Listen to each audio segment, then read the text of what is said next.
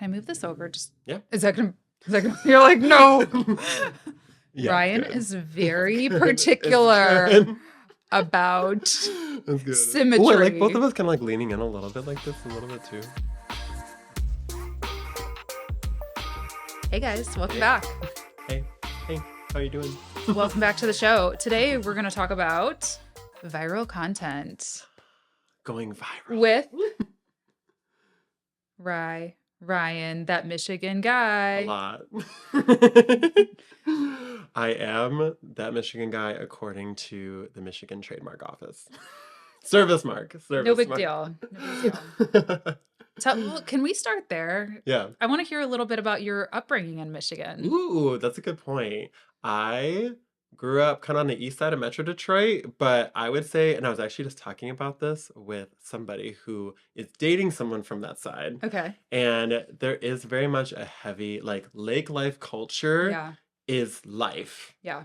And I really didn't even, like, think about lake life as, like, a separate thing Yeah. from Michigan until, like, way later. Yeah. And then granted, that's when it became popular, too, like, on social media. But, like, my headspace was just like, yeah, every gas station sells worms. When you're bored, you go fishing. Oh, my gosh. Everyone knows somebody at least that at least has like a little dinghy of a boat that can help get them across the lake. Little pontoon boat. Little pontoon, or like even like the little blow up inflatable ones, you know. And my friends lived on canals. You know, like they talk about like Venice as like canal, or Amsterdam, like canals. I'm like, yeah, like in Harrison Township, like a lot of people live on canals. Right here. So it was really, I think it was a really fun aspect of just like growing up truly like lake life as like my life. So I got a very pure Michigan, I think, mentality in that way. And we went up north a lot. We camped a lot. # blessed for just like parents that were able to take us doing all these trips and things like that.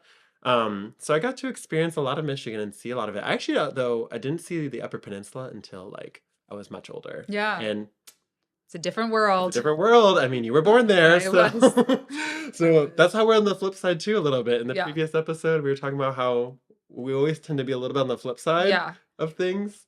And so you grew up in Metro Detroit. I grew up in, the country. Well, not really. I grew up in Kalamazoo, but I was born in, my summers were spent in the UP.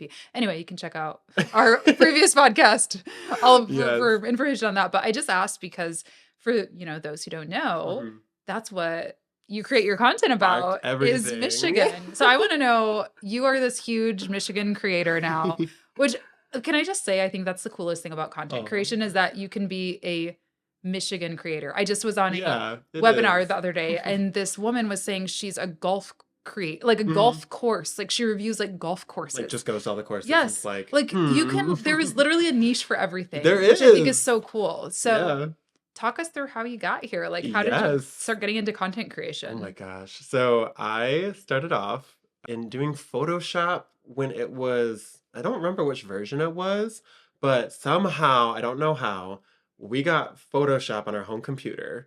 And I was like, what is this? Wait, I can take something from my brain and make anything I want.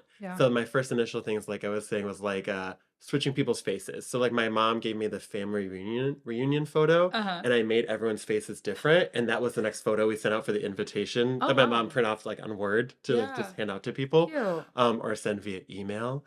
And that was my first like graphic design project that I remember, and everyone cracked up. And kind of like what you were saying a little bit too, of like you start to, and I think everyone, as Oprah says, should listen to the whispers of, I did this thing.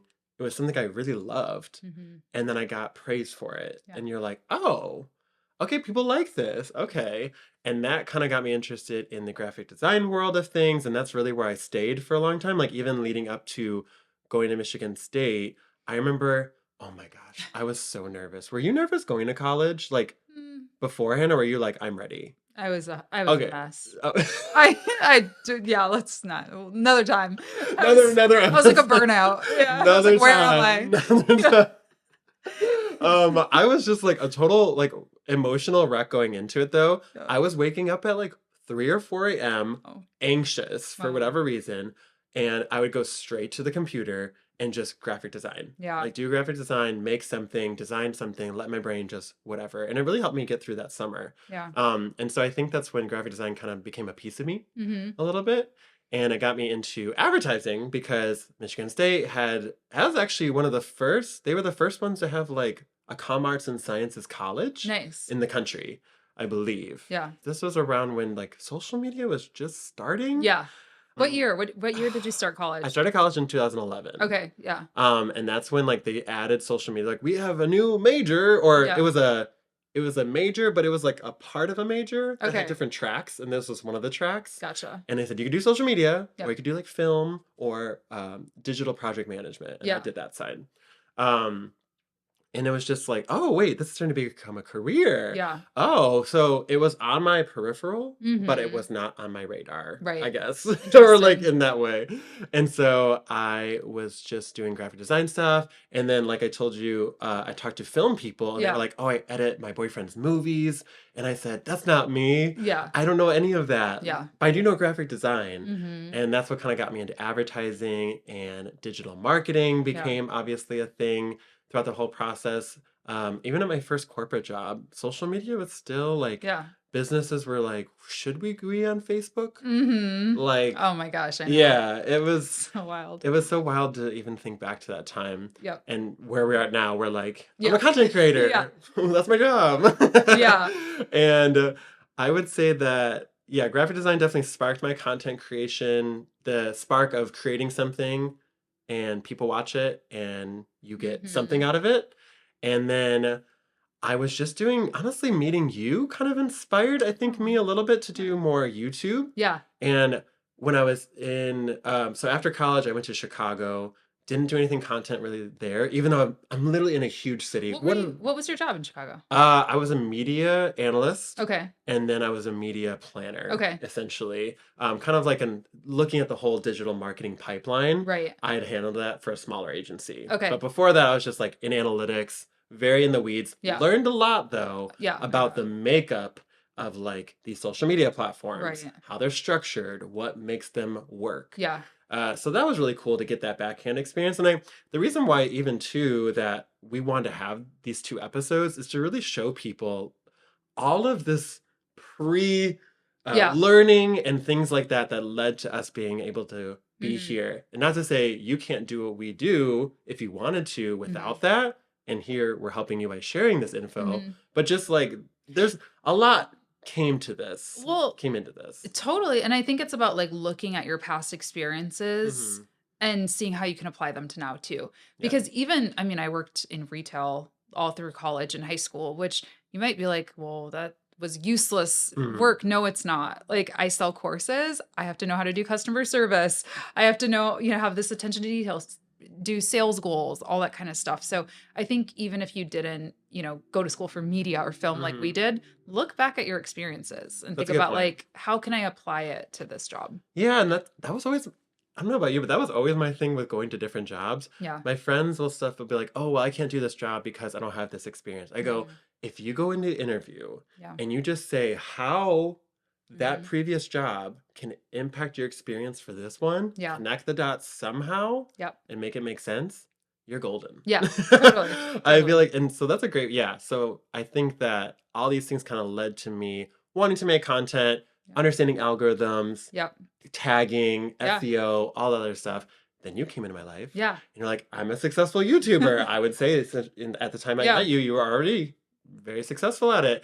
And I said, oh, it's possible. Yeah. Again, kind of like what you alluded to of like seeing people do what you actually want to means a lot. Yeah. And so that's when I started YouTube. And then I was just kind of making videos about random stuff. And then I made one about the Michigan accent. Yeah. That's very much my teaser into what has become the past 4 years of my life. Yeah. I was actually in Puerto Rico. Funny story about how that came to be. We were in this rainforest at the top of this castle in the middle of the rainforest. And my friends and I are on the top taking photos. And this woman goes, "Are you from Michigan?" Oh, no way. And I said, "Yeah, how did you know that?" And she goes, "Oh, I heard it in your accent." And I was like, "Accent? Like Michigan accent? What?" And I Googled it. Turns out it was a thing. Wow. I made a video about that. And till this day, even though I don't put like a ton of energy into YouTube as I should right now, that's still like my most viewed long form video. Wow. And it gets probably like 200 views a day Oh still. my And gosh. has for the past 4 years or Yeah. whatever long that it has been. That's so interesting. I mean, I wonder what it is about that made people flock to it, you I know? know. Like, I think it's because it makes you feel like you're part of something, mhm. part of a It's like community. a sports team, Yeah. you know? I think it's the same science as like a sports team, if you will, of like, oh, we're all Michiganders. Oh, Yeah. we all have these same quirks. Oh, we're all family. Yeah. Maybe if you don't feel a strong, family vibe, Yeah. even in your own life, doesn't even have to be that, Yeah. that way, but just you might gravitate toward it a little bit of like, Yeah. oh, I do have things in common with all these other people Right? around me. In the state, I mean, Michigan, then you think about it, you're like, oh my gosh, Michigan has all this branding. Yeah. The Pure Michigan campaign was Yeah. huge. It's shaped like a mitten. Yeah. Like you can see it from space. Right. All these other states are kind of just in the mix of Blobs. blobs No offense. in the middle. No offense, but they're blobs in the middle of the country versus Michigan's like surrounded Yeah. the lakes. Yeah. Oh my gosh! Like I mean, it comes with this branding that would almost form a community in itself. I Yeah. think when looking at it.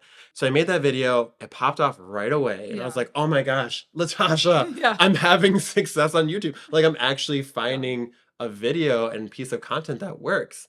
But then the bigger moment was when my brother, I'll give all the credit to Eric, but he was like, you need to be on TikTok. And I Wow. said, it's just a bunch of like preteens dancing. And I'm like, I don't know if I want, that's not me. Like, I don't even dance that much, even though now I'm Yeah. like Yeah. getting so into dance. I remember when you texted me about it. You're like, "What do you think about this Musical.ly app?" I was like, seems weird. Probably not worth your time. Right. And probably not worth your time. That is the vibe it was though. I mean, Yeah. like I was super like, not Yeah. really about it. And then I made a couple of videos. I think it was around the time where like a T Swift remix was going Okay. viral. And this is pre-pandemic for anyone wondering like time-wise. Yeah. And I was just working digital marketing jobs well Yep. before that and started my own digital marketing business and consulting. So again, was always kind of learning about digital marketing throughout this whole time period leading up to this. And I made a couple of just normal videos, but then I had this bright idea. I said, wait a second. I was doing YouTube for a year, and all of my videos for that past year that did well were about Michigan. Mm. I should do a TikTok about Michigan. Yeah. Let me just try it out. Let me just do a similar kind of thing. Yeah. And I remember it because it's magical. I woke up the next day, had an actual moment. It was Christmas Eve morning. Yeah. And I woke up to the 3,000 new followers, 300,000 likes, which to never have a piece of content, even that YouTube video right now is only at like probably like 80,000 views. Right. To see something like 300,000. Oh my gosh. Is overnight. Yeah. The endorphins that filled my body and my brain to be like, I can have that impact. Yeah. Whoa. That is crazy. Hold on. Yeah. You said that was Christmas Eve? Christmas Eve, yeah. I think that's really interesting too. I didn't even think about the timing of this, but if you think about it, okay, you're seeing family, you Mhm. have time off. So people were probably like, oh my gosh, like sending it to each other at, Christmas Yeah. Eve dinner or whatever. No, I like, thought about that too afterwards. I Yeah. was like, oh my gosh, I got, it was like people were relating because yes. everyone, your aunt who is working, she runs a small business. Mhm. You might not relate to her if you're an engineer. Yeah, right. But one thing you can relate on, Michigander stuff, the that's Michigan so good. accent. So it's one of those things that relates to, like, can connect a lot of people. Yeah, wow. And so it was a community that I really found on YouTube too. I would say YouTube was definitely my time where I saw people were commenting really nice things. Mhm. You had kind of told me about your having some issues with like comments and Yeah. people not being the nicest. And I said, wow, this must be really good. So it was nice having that comparison. Yeah. To be like, oh, the Michigan community is really nice. They Yeah. want more of this. They want to be connected. They Yeah. want to learn together and kind of see more of this content. I love that. Yeah. So yeah, it was really pretty just thinking about it all. Like even I'm getting a little emotional reflecting Aw. back on it a little bit Yeah. because it really was nice and still is till today. Like even my brother's like, I can't believe it, but like I go through your comments Yeah. and I don't see anything really Aw. like bad. Yeah. There might be like one every like 1,000. Yeah. But who cares about that one, you know? And yeah. Interesting. Okay. What did you feel like when that happened? Like, were you like, I actually have, it's a two-part question, Mhm. but like, one, what were you thinking? But I also want to know what your platform was like at that point. Like, did you have Ooh, like a link in your bio? Did you have good like, point. Yes. I believe TikTok did let you link YouTube at that point. oh, cool. So I had like just my, I think it was just my YouTube Hmm. linked in my bio. But for that first year, after I went viral and after I was like, oh my gosh, I'm going to take this moment and I'm going to run with it. Yeah. That whole year, I remember distinctly, I did not put a link in my bio. I just said, hey, check out my Instagram. Okay. That's what the connection was. Yeah. Sorry. It was check out my Insta. Yeah. That's it. Yeah. My Insta had my YouTube linked. Oh, they have to dig for it. Yes. Interesting. But people were still able to find him. Granted, my YouTube wasn't growing Right. huge or anything, but there was a way for them to find longer form content if Yeah. they wanted to that I'd already spent a year making Right. on Michigan for the most part. I did Yeah. like a review of Carvana Yeah. and like randomly, which also did well, Interesting. surprisingly. Yeah. But yeah, there was definitely a place for them to find Hmm. more. But I would say that I actually, for that first year, focused on like, I didn't want anyone leaving. Yeah. Because that was something that strategy wise, I had heard from someone on a social team somewhere, or Hmm. maybe I just found it via our Yeah. conversations. Of they said, why give them something to leave? And the platforms Mm. don't want you to guide people away. Right. They want you guiding them to watch more videos. Right. So I feel like that helped too because let's fast forward a little bit. I did a year after that viral moment on Christmas Eve. That next year, 3 videos Hmm. at least every week, not on specific days, Yeah. just 3 videos. I would spend probably like an hour of my day Yeah. on those 3 days making a video Yeah. about Michigan. Yeah. And I was able to build 100,000 followers in a year, Wow. which I feel like is a fast but pretty like Yeah. more realistic than these ones on YouTube that are Yeah. like get 300,000 Overnight. followers Yeah. overnight. Like, okay. Did your next videos that you did perform as well, or? So that was where, okay, that was where things got the endorphins. I'm sorry, Like I'm but like, stressed out. no, like, yeah, like it was the goods, it was amazing stress, but the Yeah. endorphins and joy. Yeah. Oh my gosh, I'll be honest, I think I got a little addicted to like Yeah. looking at my phone and seeing the Yeah. notifications come through where it says 99 plus, 99 plus, 99 plus Yeah. every time you open your phone. Wow. And you just see those views, like every time you hit refresh, 1,000, Wow. 1,000, 2,000. Like, and it's what's crazy is that um that next year, so many videos, they would hit 20,000 views in an hour. Wow. Like it would be like the Michigan accent series I Uh-huh. did where I just did short form videos. And I think total wise to this point, I'm probably at 70. Yeah. For that year, I probably did 40 of those. Wow. Every single one of those probably hit over 200,000 views. And then I got probably a couple thousand followers each time because people are like, wait, this person's doing Michigan content about or is Michigander doing Michigan content for Michiganders? Yeah. Super niche. And okay, was this 2022? 21? This was earlier than that. So this was 2020? the Christmas Eve of 2020. Wow. So Yeah. that's the other Pandemic helped a lot. yeah, I was gonna say, do you think that type of growth is still possible today? Not, I think I had a double push yeah. of TikTok just switching from Musically, which Yeah. means its algorithm probably changed aggressively Right. to almost like a reset, probably, but Right. not a reset.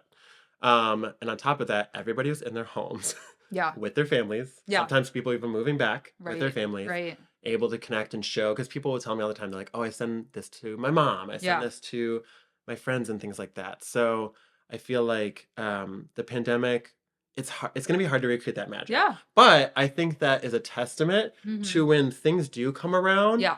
And let's say you're already naturally making videos on YouTube like I was, or a different platform, and a new platform or some kind of new form of Yeah. content comes around, try to get on it Yeah. right away and like give it a chance Yeah. because I didn't know TikTok was going to work. I would say that like it was kind of known that TikTok people were getting like one viral video. Yeah. Like that was part of their algorithm, I think, to give Yeah. one video that you make Yep. a big push. Yep. But if people don't have the content already there to get people to follow, Yeah. it's kind of worthless. And I think that's the other learning too, is like, yeah, maybe people That's a don't big get one. like overnight success in the same way, but you were ready. Like you had the things Yeah. lined up. It was a year and a half in the making. Exactly. It's not an overnight success. Same thing for like me and my courses. Like I was getting like, $50 a month or whatever Mhm. sales, like slowly but surely they like snowballed, you Right. know? So I think that's what it's about. Is just staying No. ready Stay for those ready. opportunities. Stay ready. I mean, I think that even goes for like these people you see on these like shows. Yeah.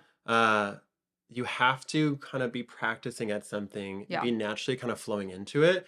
And I feel like the world, when you're going after things, will come so much easier. Yeah. Agreed. For the things that you want. And I would say that that year was crazy for me Mm-hmm. because too, it was a huge case study of like, Yeah. oh my gosh, I am a digital marketer. I am good at what Yeah. I do. I know what I can do. On top of that, I'm having a blast Yeah. getting to make content for people that are so loving and nice Mm-hmm. and want it. Yeah. And it really saw the power of, I mean, we've talked a lot about Yeah. niching down. Yeah. I really saw the power of it. And Ooh. it Yeah. was crazy. Like really developing a community. Yeah. And I know that we talk about community a lot, and we like the suggestion for people is, hey, Yeah. make sure you're developing a community. But I'll be honest in that I didn't almost even realize it while I was in it. Mm-hmm. I did, but it wasn't as scientific or analytical Mm-hmm. in that way. Mm-hmm. And which again I think ties into naturally flowing into something Yeah. versus forcing it. Right. Okay, so you had this wild overnight success. Mhm. Not actually, Yeah, but the kind vibe. of. It's the But kind vibe. of. So It's the how did vibe. you make it last? How did you, Ooh, because you yes. are now making a full-time income from your Yeah. content, which I think is hard. I think a lot of people who get big on short form vertical video Yeah. have a hard time doing that. So can you talk us through like how you got to where you are now, or what even like what makes up your business? Yeah, I feel like that was a lot of conversations we had Mm-hmm. where I think you were just such a great soundboard for me Mm-hmm. of, hey, I have a completely different way Yeah. that I have this large following, Mm-hmm. and I don't know if I'll be able to monetize it like Yeah. you have. Right. Kind of comparing our two ways. Mm-hmm. And I would say that I always, in that year, I did have maybe one or two brands reach out. Mm-hmm. It wasn't for brand deals per se, I believe, but they definitely wanted to connect. Okay. And actually, it might have been one that was like a paid brand deal. And I said, I'm big, even when I started my digital marketing business, Yeah. I had one client while I worked corporate. And then obviously I was saving up and planning a lot, and that can be a whole separate Yeah. podcast. Yes. But I essentially had one, and I said, well, if I can get one, I can probably get two or three. Mm-hmm. And then that kind of helps build you up, I think, to your confidence as well with developing a business. Yeah. And I thought the same with this is I got one business that reached out. That's a pretty notable business. Yeah. I said, okay, if I can get one, that's going to give me like a few $100s. I'm Mhm. sure I can get more. Yeah. And they found me naturally. Mm-hmm. For the past 4 years of brand deals, outside of like following big brands that I like on Instagram Mhm. and maybe messaging 3 or 4 and just saying, hey, if you want to collab, let me Yeah. know. I really haven't done any active Outreach. Yeah. outreach. And they were coming into me, I think, because I was just constantly creating. And I was Mm-hmm. constantly getting my reach, my face out there. Yeah. A big difference. No way is the right way, but there's a lot of people, especially in Metro Detroit, that have huge followings, but they themselves are not featured in the video. And Interesting. I made it a point to myself, being this marketing, Yeah.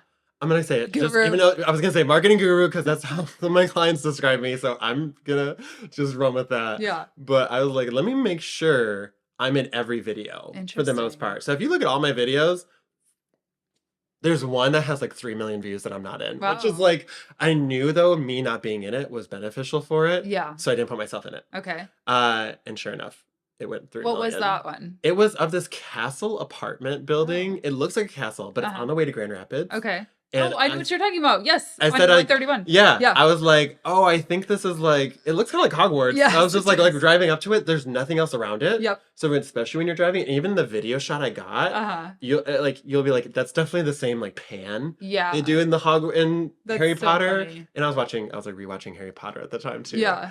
And but I made it a point to put myself in everything because I knew that if brands were going to reach out, Yeah. they want to reach out to me. Yeah. And not to say like these other people don't get brand Mhm. deals because I know they do. Yeah. It's just different. Yeah. How to differentiate yourself a bit. Exactly. It puts the value in you as a creator too, not just in like whatever the topic is or the Yeah. numbers. It's like, no, we want to work with this creator. Exactly. This you know? specific person. And Yeah. if they run ads with my video, Mhm. there's the face recognition side of Yeah. it. I mean, I tell you about all the time. I was thinking about it going into this podcast, and the way I would describe it is I am a local celeb energy, Yeah. but it's the whole state. Yeah. Like, It's definitely true. not anywhere near like a celebrity that's on like TV or anything. Yeah. But it feels like, not that I go, but like at the deli counter, the person would be like, "Oh, I know you from TikTok. Here's me on us," kind of vibe. Laughing because I'm just, if you've ever been to dinner with you. Oh yes, always and always people coming by and being like, "Hi." I know. I just want to say I love it again. Though how love lovely it. the community Yeah, I love is. it. I mean, even I was in Vegas and there was Mhm. people. We ended up sitting at dinner. What are Yeah. the chances? We're at the Bellagio buffet. Yeah. And the couple sitting next to us, she goes, "You look just like this famous TikToker my from gosh. Michigan." And I was like, "It's me." Do you think there's more, like, is that like the culture of TikTok that breeds that? A Or do little you bit. think it's just that your audience is so much more localized? Because, Oh, yeah. like, I don't know. I feel like YouTubers, like, unless you're a huge YouTuber like Mr. Beast Yeah. or something, people don't go up to YouTubers like that. Yeah. Because, I mean, I have 200,000 followers. you but- have like 200, Yeah. something subscribers. Yeah. I have 200,000 between like Instagram, TikTok. Yeah. But I think the huge difference is that niche Yeah. down Yeah. of it all. If you look at any one of my videos, there's not a single one, and I realized I just gave that same energy for like, there's not a single one Yeah. out there.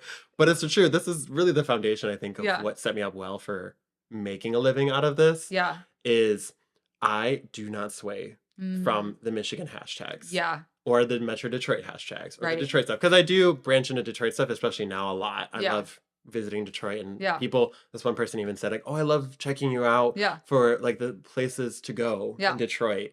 And I think being able to stick to that niche and never leave it, which comes with its setbacks Yeah. / creatively Right. a little bit, but really you don't want to be everything to everybody. Yeah. And not that you are, because No, you yourself yeah. have a niche, but you're global. But it's broad. Yeah. Yeah, I mean, that's the thing. I agree. Obviously, I think that I 100% agree, but I also think there's something about like the culture, if you will, of TikTok in that it feels a lot more personal almost. You're recording on your phone. It's a lot more Yeah. casual. So I would probably be a lot more likely to go up to somebody like you than like YouTube can sometimes feel like sort of like there's a Teacher and student. Yeah, like Yeah. a different dynamic. So, and it's kind of less fun. I mean, I think YouTube can be fun, obviously, but you're making people laugh and, Yeah. it's a different vibe. I feel that would come from what TikTok was originally. Mhm. And it was really like I think of like the Charlie Yeah. D'Amelio Yeah. of dancing Yep. and being a performer, Yeah. of really trying to be a star. Yeah. Really, I mean, that was really the start of it. It was all Yeah. about like, how can I be the star of my own life and show Absolutely. that on the internet? Yeah. It wasn't, but now TikTok is really Yeah. moving more to YouTube Right. and being like 2 to 5 minute videos about, I know. teaching wild. something or value. So how do you preserve that longevity, I Yes. guess? How Oh, do you yeah, not so- just fade away into 5-minute fame of Yeah. TikTok? Well, I think honestly, these people that I mentioned that, don't show themselves a lot, I would say they should start maybe highlighting a little bit because I Mhm. think longevity wise, you are you. Mm-hmm. No one can take that away from you. Yeah. Versus someone might be able to copy your same like capturing style Yeah. of a restaurant that just hit the scene or things like that. And I would say longevity wise, get that website. Yeah. Get those testimonials from brand deal people. That's what every time I'm like, every time I finish a brand deal, I Yeah. said, how can I use this one? What can I get out of this one Yeah. to set me up for the next 3? Yeah. And maybe outreach a bit more. That's something I think I want to do in 2025. Yeah. Just like try to connect with brands because I've been able to connect with agencies that end up representing a lot of different businesses. And I love them. They're great to work with. They're amazing people. And it's cool that now I'm as a single person who makes content. And I think this is why in the future ad agencies are not going to be nowhere near as popular.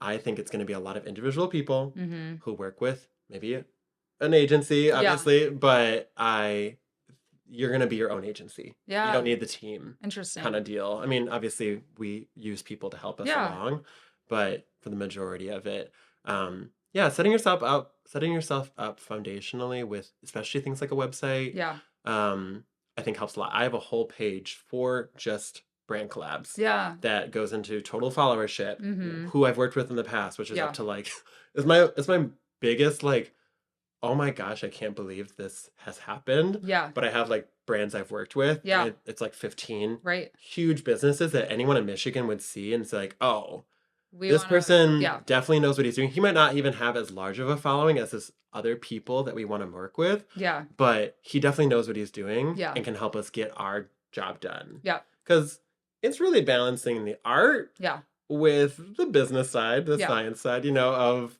like, you also have to be good to work with. Yeah, totally. Totally. That goes a little bit under the radar. Yeah. I think when people talk about content creator right. life. So do you think that's the biggest opportunity for TikTok creators? I think brand deals. We've had a lot of conversations about revenue and how many ways it can come in different channels. But I was really surprised this past year, especially how much I was able to make from brand deals. Yeah. I would say that even more than my consulting, which is wild to me, to where I've come to you a lot and saying, hey, should I what can I do to amplify this more, And so I would say brand deals is definitely huge. And it's not just brand deals either in the normal sense that people talk about.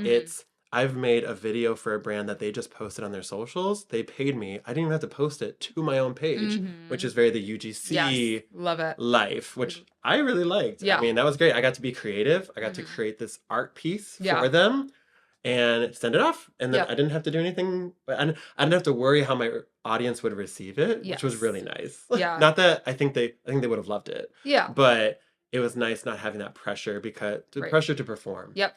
From an analytics point of view of like, views, engagement. We got to get into that in future episodes. Another episode's going to be like, how important is analytics on things? Because that's all the brands look at. Let me tell you, especially coming from the side where I've hired influencers and had to report on them. Yeah, that's what they care about. Yeah, for sure. How much of an impact did you do? And I would say brand deals is definitely a huge one. UGC, but it could really branch into so many different things. I mean, being a consultant for businesses, creating short-term video for businesses in your local area. That's how I started my digital consulting. It was with doing things for people, small business owners in the area. And so there's a lot of different avenues because it's all about developing a skill and how you use that skill, which I think you kind of talked about a bit too and alluded to of like, you did all these things that built up your skill set that worked really well for creating content. But you have the skill set regardless. Yeah, for sure. And you've also expanded too. Like you don't just do TikTok. You're right. I do Instagram Reels now, trying to be podcast. more on YouTube, podcasting. Yeah. And just even for myself, even though like the podcast doesn't get a crazy amount of views, it helps get me thinking about short form content that I can make. Yeah. It gets an audience that wants to watch longer stuff like I do. I mean, I love watching YouTube long form content. Same. So I think it's good for them. And honestly, it's prepared me to even branch out and do this podcast, for example. Yeah. And you can see how if you just continue doing things, it naturally progresses. I love it. And even though it's crazy. It's crazy how it happens. Yeah, I love it. Well, it's been really cool to watch your journey. It was a long one. Watch you find your Going back, niche. I'm like, whoo! That was a lot. I know.